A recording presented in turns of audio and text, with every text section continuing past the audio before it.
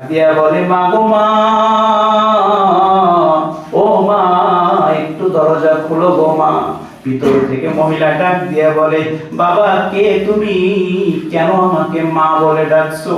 আমি তো দুনিয়ার মধ্যে মা হওয়ার যোগ্য না। আমার ছোট্ট ছোট্ট দুইটা সন্তান ক্ষুধার যন্ত্রণায় কাতর হয়ে গেছে।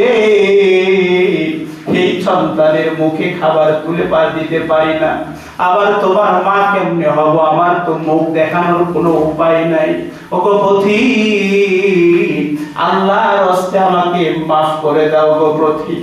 আমার ঘরে কোনো খাবার নাই। হযরত তোমার ডাক দিয়ে বলে, মা খাবারের কোনো দরকার নাই, তাঁবুর দরজাটা খুলো, তোমার সঙ্গে কিছু কথা আছে। এবার মহিলাটা আস্তে করে যখন তাঁবুর দরজা খুলছে, হযরত ওমর ফারুক রাদিয়াল্লাহু তাআলা আনহু সারাদিন খিলাফতের কাজ করতেন। ওমরের কিন্তু খিলাফতের কাজের জন্য কোনো প্রাসাদ ছিল না। হযরতে ওমর যেই জায়গায় বসে খিলাফতের দায়িত্ব পালন করছে সেটা হলো মসজিদে নববীর মিম্বার। বলেন সুবহানাল্লাহ। হযরতে ওমর অর্ধ পৃথিবীর প্রেসিডেন্ট। তিনি যখন মানুষের মধ্যে ঘুরতেন, হযরত ওমরের কোনো সিকিউরিটি গার্ডের প্রয়োজন হতো না। হযরত ওমর যখন মানুষের মাঝে মিশতেন, হযরত ওমর তিনি অর্ধ জাহানের প্রেসিডেন্ট এইটা মানুষকে বলতেন না। কারণ হযরত ওমর চিন্তা করত, আমি যদি গর্ব করি, অহংকার করি, সমাজের ভিতরে যদি আমি আমার সম্মানটাকে প্রতিষ্ঠিত করি, কাল কঠিন কিয়ামতের ময়দানে আল্লাহ যখন ডাক দেবে, ওমর রে, দুনিয়াতে তোমাকে বাদশাহী দিয়েছিলাম, যার কারণে তুমি বড়াই করেছো, অহংকার করেছো, আজকে আমার আসামির কাঠ গড়াই দাও, তাহলে আমি ওমর আল্লাহর আদালতে কোনো জবাব দিতে পারবো না। আল্লাহু আকবার। এটাই ছিল খলিফাতুল মুসলিমিন হযরত ওমরের জীবনী। হযরত ওমর ফারুক রাদিয়াল্লাহু তাআলা আনহু সারাটা দিন খিলাফতের কাজে সময় ব্যয় করত। রাত্রে বেলা ইশারের নামাজ পড়ে হযরত ওমর ঘুমিয়ে যেতেন। সামান্য একটু যখন ঘুম হয়ে যায়, পৃথিবীর সবাই যখন ঘুমন্ত হয়ে যায়, ওই গভীর রজনীতে হযরত ওমর আরামের ঘুমটাকে হারাম করে বিছানা থেকে উঠে হযরত ওমর মদিনার প্রত্যেকটা অলিতে গলিতে বেড়াইতো আর দেখতো হযরত ওমরের শাসন আমলে মদিনার মুসলমানদের কেউ না খেয়ে দিন পার করতেছে কিনা। আল্লাহু আকবার।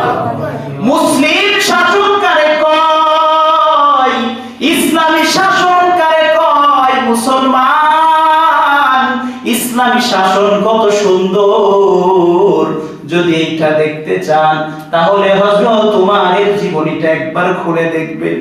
একদিন গভীর রাতে হযরত ওমর মদিনার রাস্তায় রাস্তায় গলিতে গলিতে ঘুরতেছে। হযরত ওমর দেখে আমার রাজ্যের ভিতরে এমন কে আছে যে না খেয়ে দিন পার করছে।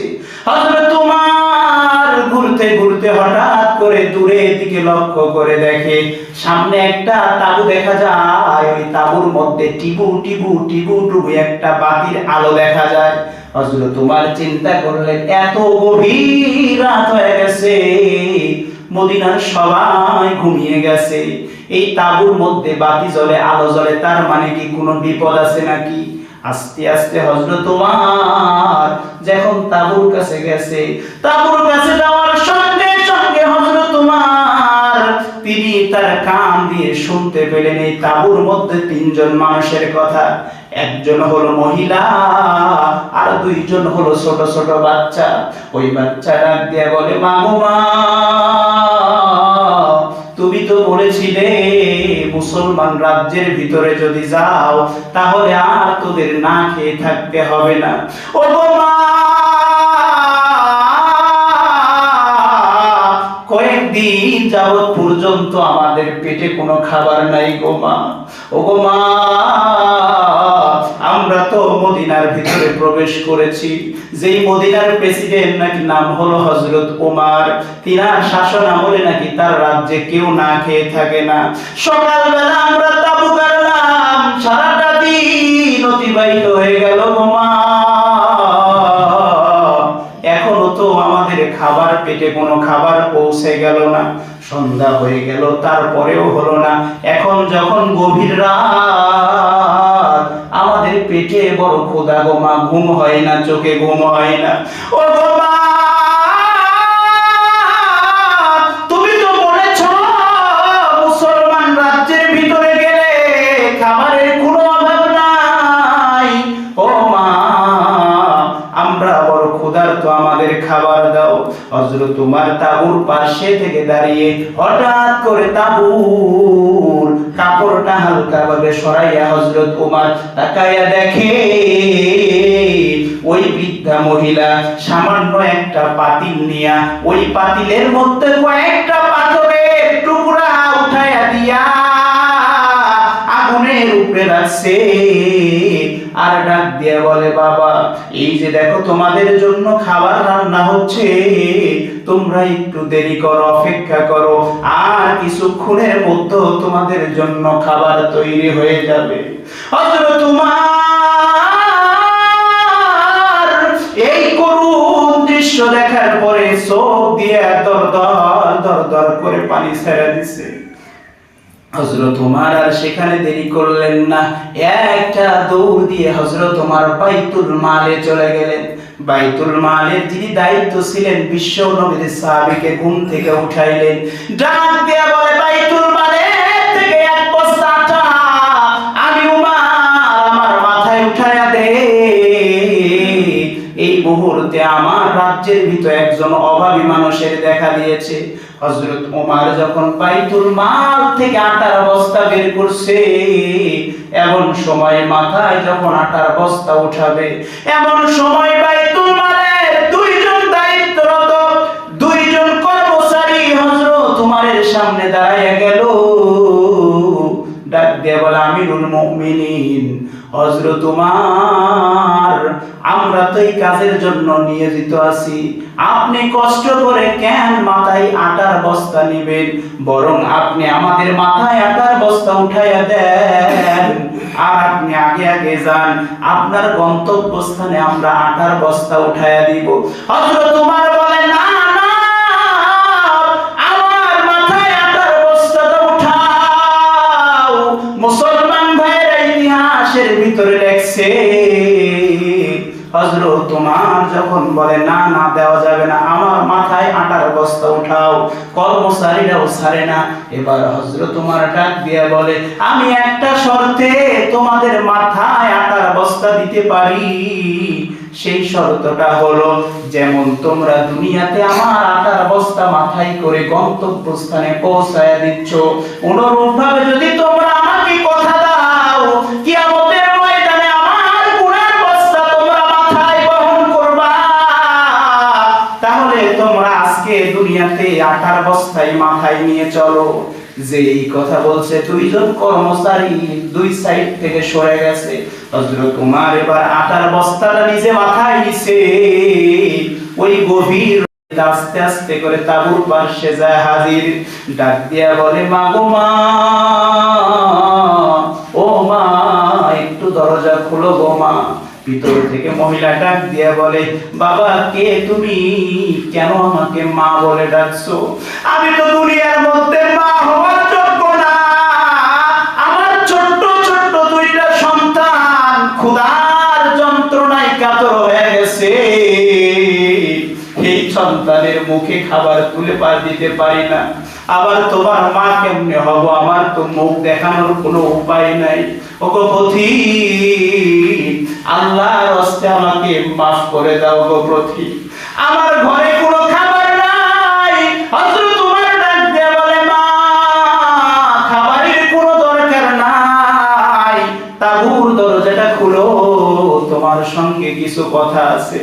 এবার মহিলাটা আস্তে করে যখন তাঁবুর দরজা খুলছে, আমিরুল মুমিনিন হযরত ওমর সালাম দিয়ে বলছে আসসালামু আলাইকুম। ওগো মা, আপনি যদি অনুমতি দেন তাহলে আমি তাঁবুর মধ্যে প্রবেশ করতে পারি। ওই মহিলা ডাক দিয়ে বললেন, বাবা অনুমতি দেওয়া হলো, তাঁবুর মধ্যে আসো। হযরত ওমর মাথার উপরে ওই বস্তাটা নিয়ে তাঁবুর মধ্যে গেলেন। তাঁবুর মধ্যে যাওয়ার পরে বস্তাটা রাখলেন, রাখার পরে ডাক দিয়ে বলে, মা গো মা, এই বস্তার ভিতর তোমার সন্তানদের জন্য সামান্য কিছু খাবার আছে। এই দিক দিয়ে আমি যাচ্ছিলাম, হঠাৎ করে তোমাদের এই করুণ কাহিনী যখন আমার কানে পড়লো, তখন আমি তোমাদের জন্য খাবার ব্যবস্থা করলাম। ওই মহিলা কাদিয়ার ডাক দিয়ে বলে, ওগো প্রতীক, শুনেছি এই মসজিদে নববীতে যিনি প্রেসিডেন্ট তার নাম নাকি ওমর। আমি মা হয়ে বলতেছি, এই ওমরকে বাদ দিয়া যেন আগামী কাল থেকে তোমাকে এই মসজিদে নববীর মিম্বরে বসিয়ে দেয়। চিৎকার মেরে বলুন সুবহানাল্লাহ। হযরত ওমর তার পরিচয় দেয় না। হযরত ওমর বললেন, আমি একজন পথিক। ওই মহিলা বলেন, পথিক, শুনেছি হযরত ওমর নাকি খুব দানবীর, হযরত ওমর নাকি প্রজাদের খবর নেয়, কিন্তু ফলকালে কিচ্ছু না। আমি যদি মদিনার ক্ষমতাশীল কোন ব্যক্তি হইতাম তাহলে এই মুহূর্তে আমি ওমরকে বাদ দিয়া ওমরের জায়গায় তোমাকে অর্ধ জাহানের প্রেসিডেন্ট বানায় দিতাম। চিৎকার মেরে বলুন সুবহানাল্লাহ। এইবার হযরত ওমর ডাক দিয়ে বলে, মা, ওই বস্তার ভিতর থেকে তুমি আটাটা বের করো, আর ওই আটাটা সুন্দরভাবে মাখাও, আর আমি নিজে ফু দিয়া তোমার আগুনটা আবার জ্বালাইয়া দেই। হযরত ওমর চুলার আগুন ফু দিয়ে জ্বালাইছে। জ্বালাইতে গিয়া চুলার আগুনের ধোঁয়ায় হযরত ওমরের চোখ দিয়ে টপ টপ টপ টপ করে পানি জমিনের মধ্যে পড়তেছে। আর হযরত ওমর ডাকতে বলে, আল্লাহ, আজকে যদি আমার রাজ্যের ভিতরে এই মা আর আমার এই দুই ভাই যদি খাবার না খেয়ে মারা যেত গো আল্লাহ, কাল কঠিন কিয়ামতের ময়দানে তুমি যখন ডাক দিতা, ওমর, তোমাকে আমি রাষ্ট্রীয় ক্ষমতা দিয়েছিলাম, আর তোমার রাজ্যের ভিতরে প্রজারা না খেয়ে মারা গেছে, আমি তো কোনো জবাব দিতে পারতাম না, জাহান্নাম ছাড়া আমার কোনো গতি ছিল না রে আল্লাহ। এই বলে হযরত ওমর যখন চুলার আগুনটা জ্বালায়া দিছে, চুলার আগুনটা জ্বালায়া দেওয়ার পর এই মহিলা সুন্দর করে যখন রুটি রান্না মাখাইছে, মাখানোর পরে হযরত ওমর নিজ হাতে রুটিটা চুলার উপরে দিছে। একটা দুইটা যখন রুটি হয়েছে, রুটি হওয়ার পরে ওই দুইজন ব্যক্তি আল্লাহর ছোট্ট ছোট্ট বান্দা, ওই মহিলার দুইজন সন্তান কাঁদতে কাঁদতে ঘুমায় গেছে। হযরত ওমর আস্তে আস্তে করে শিয়রের কাছে গেছে, ডাক দিয়া বলে, ভাই, ঘুম থেকে উঠো, তোমাদের জন্য খাবার তৈরি হয়ে গেছে। এই দুই বান্দা যখন ঘুম থেকে উঠছে, খাবার পাওয়ার পরে এমন ভাবে কাড়াকাড়ি শুরু করছে, হযরত ওমর চোখ দিয়ে দরদর করে পানি ছেড়ে দিছে।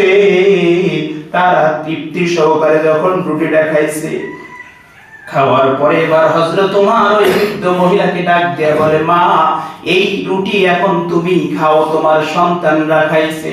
ওই মহিলা ডাক দিয়ে বলে, ও পথিক, এই রুটিটা যে আমি খাবো, আগামীকাল আমার সন্তান কি খাবে আমি জানি না, আমি আমার সন্তানের জন্য এই রুটিটা রিজার্ভ করে রেখে দিলাম। হযরত ওমর ডাক দিয়ে বলে, মা, তোমার ঘরে যেহেতু এই পথিক একবার প্রবেশ করছে, আর তুমি জেনে রেখো, এই যে অর্ধ জাহানের যিনি প্রেসিডেন্ট তার নাম হলো ওমর, ওই ওমরের সঙ্গে আমার ভালো সম্পর্ক, আমি ওমরকে বলে বলে তোমার বাড়িতে প্রত্যেক দিন খাবার পৌঁছায় দেওয়ার ব্যবস্থা করব। চিৎকার মেরে বলুন সুবহানাল্লাহ।